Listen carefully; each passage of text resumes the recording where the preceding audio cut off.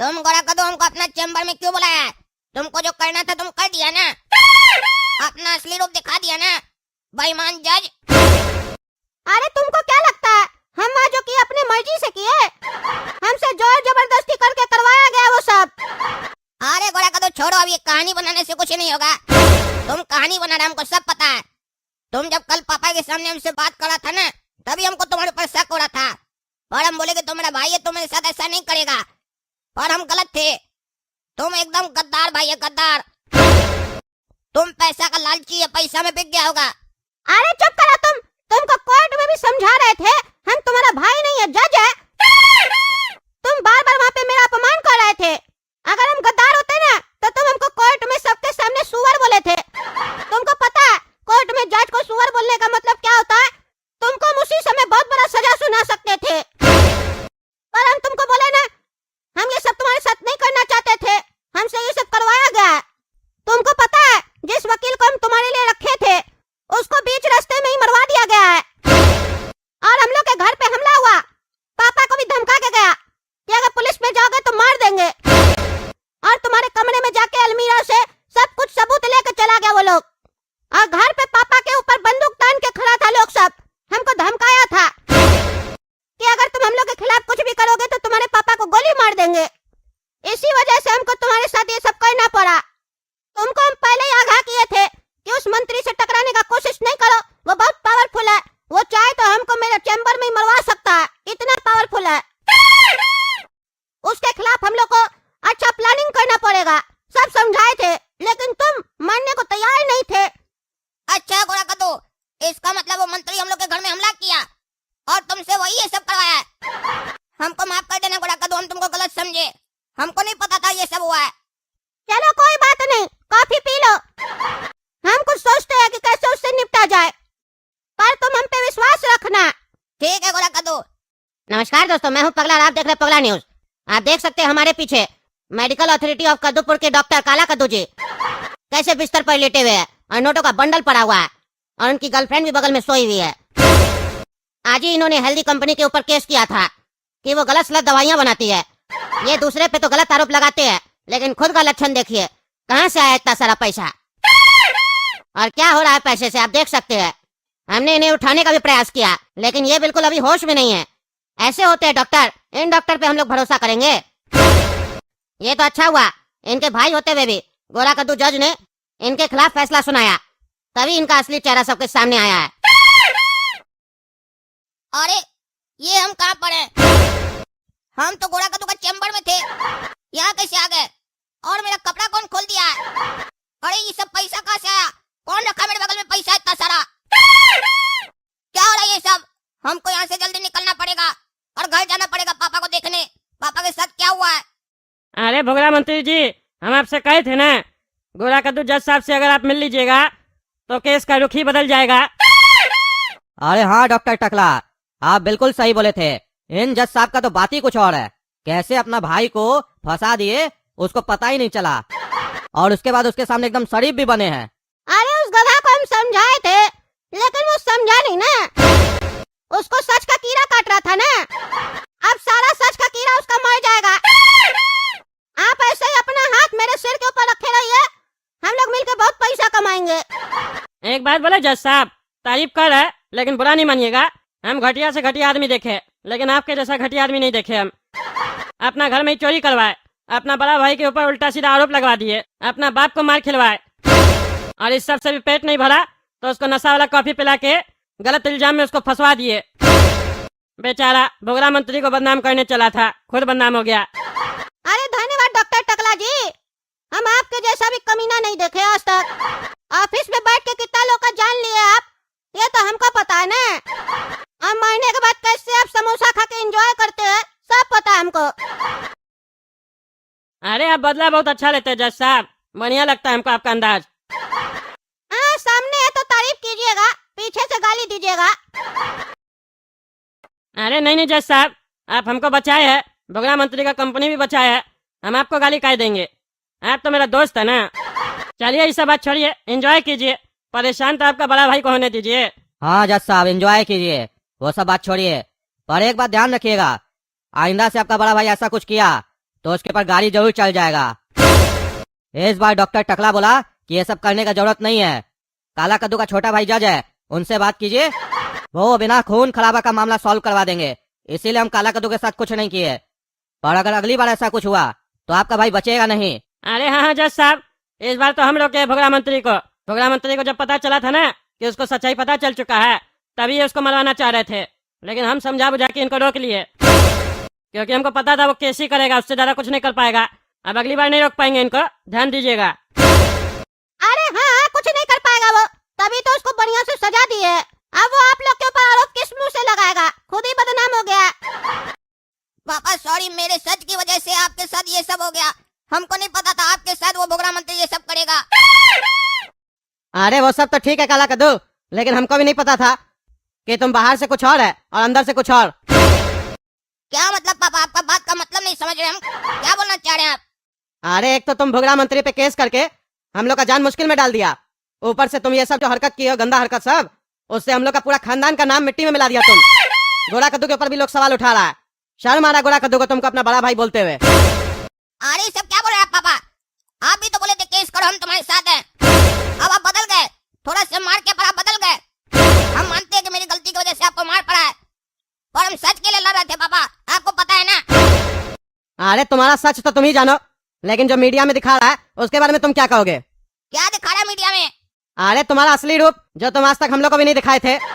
बिना कपड़ा के अंडरवेयर में लेटे हुए पलंग पे, पैसा फैला हुआ है, लड़की बगल में लेटी हुई है, क्या चल रहा है सब? हाँ, शर्म नहीं आता है? ऊपर से न्यूज वाले लोग को बुला के टीवी में टेलीकास्ट करवा रहे हो। अरे बाबा क्या बकवास है ये सब, कहाँ दिखा रहे हैं ये सब? हम ऐसा कुछ नहीं किए, हम तो गोरा कद्दू के चैम्बर में कॉफी पिए, उसके बाद हमको कुछ याद नहीं है मेरे साथ क्या हुआ। और एक अनजान जगह पर हम उठे, वहाँ पर देखे पैसा फैला हुआ है, तुरंत वहाँ से भाग के आए हम। पापा कोई हमको फंसाने का कोशिश कर रहा है। अरे ये तो तुम हमको समझा रहे हो ना, दुनिया वाला लोग को कौन समझाएगा? और अब तो हमको तुम्हारे ऊपर भी भरोसा नहीं रहा है। सोच रहे थे तुम्हारा शादी करवाए, लेकिन अब कौन करेगा तुमसे शादी? हम खुद ही नहीं करवाएंगे। नौकरी भी गया और बदनाम भी हो गए। पापा आप कुछ भी हो जाए, आप लोग कुछ भी सोचिए, अब हम वो भोगड़ा मंत्री को नहीं छोड़ेंगे। अभी तक हम सिर्फ सच के लिए लड़ रहे थे ना, अब हम अपने लिए लड़ेंगे और दिखाएंगे उस भोगड़ा मंत्री को कि हम क्या चीज है, हमसे टकरा कर वो कितना बड़ा गलती किया है। अरे तुमको जो करना है करो, लेकिन आज से तुम इस घर में नहीं रहोगे, क्योंकि तुम यहाँ पे रहोगे तो हमको और गोरा कद्दू को कुछ भी हो सकता है। इसीलिए हम चाहते हैं तुम यहाँ से निकल जाओ। वाह पापा वाह, आप अपना बेटा को घर से निकाल रहे हैं। सच बोलने का इतना भारी कीमत चुकाना पड़ेगा, हमको पता नहीं था। जिस लोग के लिए हम भलाई करना चाह रहे थे वही लोग हमको गाली दे रहा है। वाह क्या जमाना है पापा, क्या जमाना है। डॉक्टर काला कद्दू, आप शहर छोड़ कर जा रहे हैं? अरे लैला जी ये सब बात छोड़िए, आप हमको ये बताइए आप हमसे क्यों मिलना चाह रहे थे? आप जो मेरे साथ किए उसके बाद भी आप हमसे मिलना चाह रहे थे, आखिर क्यों? अरे सर, हम आपको तो पहले ही समझाए थे ना। मेरा हाल देख लीजिए, आप नहीं टकराइए भोगड़ा मंत्री से, समोसा खाइए और आराम कीजिए, जैसे सब आराम कर रहा है। पर आप तो मेरी गलती से भी नहीं सीखे, पर आप सीख जाइएगा। आपका जॉब तो गया, नाम भी गया, परिवार भी गया, घर भी गया, अब शहर भी छोड़ रहे, अब समझ में आ जाएगा आपको। अरे लैला जी हम इतना जल्दी हार मानने वालों में से नहीं है। शहर छोड़कर जा रहे हैं इसका मतलब ये नहीं कि हम डर गए और भाग रहे हैं। हम बस कुछ समय लेना चाह रहे हैं और प्लान करना चाह रहे हैं कि कैसे इस लोग को फंसाएं, क्योंकि ये लोग मेरे साथ बहुत गलत किया है। बदला तो हम लेकर रहेंगे। अभी तक हम पब्लिक के लिए लड़ रहे थे ना, अब हम अपने लिए लड़ेंगे। हाँ, शौक से लड़िए, जब तक जान न जाए तब तक लड़ते रहिए। पर ये समझ लीजिए, आपके जान जाने से भी कुछ नहीं होगा, समझे? ये दुनिया ऐसे ही चलती है, चलते रहेगी। आपके केस करने के बाद भी लोग उसी कंपनी का दवा खाएगा। महीने के बाद डॉक्टर पे इल्जाम लगाएगा या नसीब पे इल्जाम लगाएगा, लेकिन कंपनी के खिलाफ कोई कुछ नहीं बोलेगा। अरे आप तो हमको नसीहत दीजिए भी मत, चले हमको नसीहत देने। कह रहे थे हम ईमानदार हैं, यही ईमानदार है आप, हमको फंसा दिए। काश आप सच बोले होते तो आज मेरे साथ ये सब नहीं होता। हमको और लोग का तो बुरा नहीं लगा, पर आपका ज्यादा लगा। बेईमान लोग तो बेईमानी करेगा ही, पर आप ईमानदार होकर बेईमानी किए, ये हमको बहुत बुरा लगा। अरे हम आपको बोले ना, हम सच बोलना कब का छोड़ चुके हैं। अगर हम सच बोले होते तो हम भी आज आपके साथ यहाँ बैठे होते, पर हमको अब किसी के लिए लड़ने का शौक नहीं है। अपना जिंदगी जी ले वही बहुत है। पर अगर आपको मेरा साथ चाहिए तो हम आपका साथ देंगे, सामने से नहीं, पर्दा के पीछे रह के। अगर मंजूर हो तो हमको याद कीजिएगा, क्योंकि बदला तो हमको भी लेना है। आप मेरा मदद कैसे कर सकते हैं? अरे मेरे पास काफी सारा सबूत है जो हम पहले इकट्ठा किए थे जब हम डॉक्टर थे, तो वो सभी मेरे पास पड़ा है। और अभी भी हम वहाँ चपरासी का काम करते हैं। अगर आप चाहेंगे तो हम वहाँ कैबिन में कैमरा वगैरह लगा देंगे, फिर टकला डॉक्टर लोग जो भी बात करेगा सब रिकॉर्ड हो जाएगा, सबूत बन जाएगा और वो हम आपको दे देंगे। पर आप मेरे लिए ऐसा क्यों करेंगे? आप तो बोले ना सच बोलना आप छोड़ दिए हैं, अब आप अपने ऊपर रिस्क नहीं लेना चाहते हैं, तो आप मेरे ऊपर इतना एहसान क्यों करना चाह रहे हैं? अरे अब हम किसी के लिए कुछ नहीं करते हैं, हम अपने लिए करते हैं जो करते हैं। हमको भी बदला लेना है, बस सही समय का इंतजार कर रहे थे। अब हमको आपका कंधा मिला है, हम आपका कंधा पे बंदूक रख के गोली चलाना चाहते हैं, ताकि अगर कुछ हो तो आपको, हमको नहीं। आप रेडी है तो बोलिए, जब आप मरने के लिए तैयार है तो मेरा बात मान लीजिए, आपका भी काम हो जाएगा, मेरा भी। ठीक है लैला जी, हमको आपका डील मंजूर है। अरे मास्टर जी, हम यहाँ पर एडमिशन करवाने आए हैं, क्या एडमिशन हो जाएगा मास्टर जी? अरे नहीं धर्मेंद्र जी, आपका एडमिशन नहीं होगा। अगर आप चाहते हैं तो अपना दोनों बचुआ का एडमिशन करवा सकते हैं। चलिए बताइए, क्या हम आपके दोनों बचुआ का एडमिशन कर दें?